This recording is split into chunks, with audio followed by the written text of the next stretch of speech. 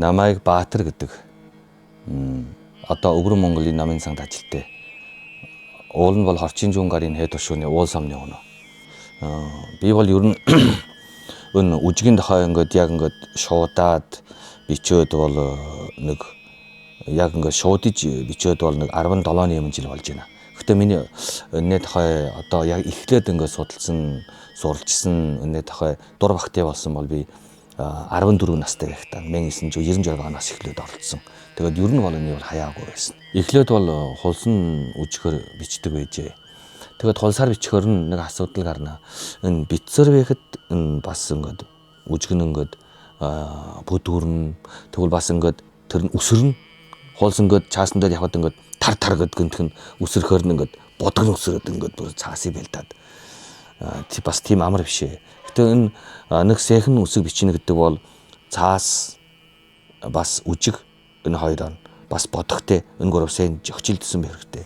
Тэгвэл хатуу цаасны дээр бичин дундын цаас өөр нь бас цаасны грамын тоогоор 100 грамм юм уу 150 грамм юм уу 200 ч юм уу тиймэрхүү олон төрлийн цаасан дээр бичиж өнгөрсөн. Одоо бас улсын дотоодын гадаадын Японы өлдөв цаасан дээр бичжээ. Тэгэд энэ жил бол одоо бичгэд хамаг сэхэн цааснуудыг бол ингээд бас цаас харгасан. Тэгээд энэ дагуу бас олон бүдүүнээр нь олон жилийн үсэг бичиг хөрөгчөнөөс болоод бас тэр үед бас олон жилийн өөр боломжийг хийж бичиж байсан. Энэ болохоор нөгөө хадаас ш та. Нөгөө хийгэр ингээд хипон дотор хийгээд ингээд гэр засгад хэрэгэлдэг өлдөв можингийн юм уу юунд можин модон дархнуудын хэрэгэлдэг тийм хадаас юм а. Тэгээд энэ угийн бол ингээд гагнуураа гагнаад энэ холсыг хөрөөдөд ингээд дотор хийгээд ингээд төмрөр өрөөд одоо энэ яг совгор нь бол ингээд бүхэн тогтно бичгэд бас болно хамаач.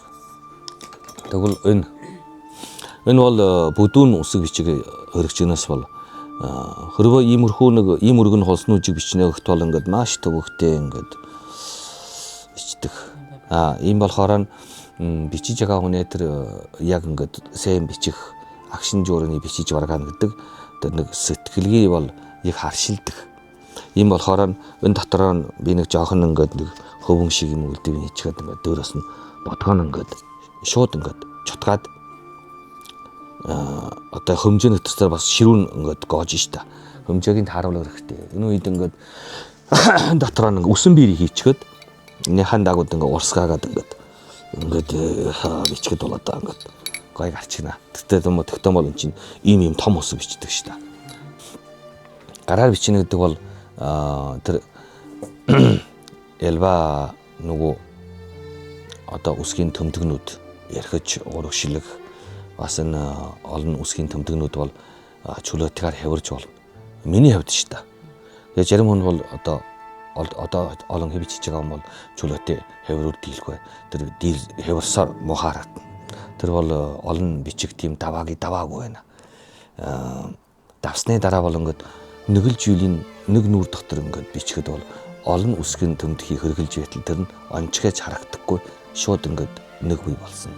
Энэ үед бол би бол ингэж бичхий бол Монгол үсгийн одоо олон технүүдийг бол ингээд нэг ном бит. Холбол би жил 2 жил Эрдэнийн товчийг бичсэн. Эрдэнийн товчийг бол уул нь 2022 онд алтан гөрлөө бичиж басны дараа 5-1 бичээд барчихсан байсан. Тэгээд коронавигаас болоод би жоохон муужраад бичиг урам муутаад бас өөрийн тэг бас дөөгшлөх ёстой гэвч бас дөөгшилж чадахгүй байгаад бэгөндод бол энэ ажлыг хэшаан төлөксөр байгаад 25 оны одоо энэ дөр хагасчил эхлээд бичээд дууссан. Гөрөө хүнийг чичгээгдэх тэр ер нь миний хийж байгаа уг ажил дэмжин гоёо гэдэг бичиж байгаа бас гоё гэдэг намын үж гоё гэдэг дандаа тэр хамаг чухлаа. Тэр хөрөг миний энийг эсэргүүцээд ингэдэг үнэр гарч яаж ийн гэдэг одоо төгс юм бол юухгүй ш та. Энэ ном цуглуулна гэдэг чуглуулах хийн гэдэг бол маш том ажил их мөнгө хэрэгтэй ш та. Яс би энэ олон намын чуглуулагч чинь манай гэрээ хүн бас их дэмжинэ. Одоо 3 улс Монгол улс бас Думд улс Орос улсын амьдарч байгаа монголчууд ингээд хамтраад Улаанбаатарт мөнгө тэнгэрийн үжисгүлэн гэж өрхөлж хийсэн. Тэгээд тэр үжисгүлэнд орсон шүү дээ. Тэрийг тэгээд үжисгүлэнд орсны дараа санамсрыг Монголын талаас бол ингээд шийдвэр гаргаж хоёр хүнд шан өгнө гэсэн. Нэг нь бол маань ээж Монголын анх баяр. Нөгөө нь бол надад өгсөн. Хэлэгчийн өөрийнх нь Монголын хэлэгчийн тамхтай. Тэгвэл 2022 онд бас надад Баттулг ерөн хэлэгчийн үед бас нэг шагнал өгч бас ерөн хэлэгчийн шагнал гэдэг. Хамгийн сайхан тэгөрөө хамгийн сайхан номыг бичнэ. Би бас энэ удаа Эрдэнийн давж одоо утгагүй хөвлөгдөж гарсны дараа бас Алтан Ирландын хаад биччих санаатай. Тэгээд хамгийн сайхан хүчээр оруулж, тямар оруулж хамгийн сайхан тэр одоо сэтгэлгээр нь бичсэн номоо ингээд тархаа харна шүү дээ. Хүмүүс ингээд үсгийн тохой ойлголт бүр ингээд агшин журийн хооронд дүүгшлээд өнөөсөө болгосон. Өнөөс илүү мөн гой бичих шаардлагатай болно шүү дээ. Энэ үед бол хүмүүс бол ингээд чирмэж одоо өнөө тохой сурч илэх судалгаа боловсрол одоо хийх хэрэгтэй болно. Тэгвэл монголчуудын ерөнхийд нь одоо бидний нэг тасраад байсан үжиг бичлэгийн нэг урлагийн өсгийн урлагийн систем сэргэж та.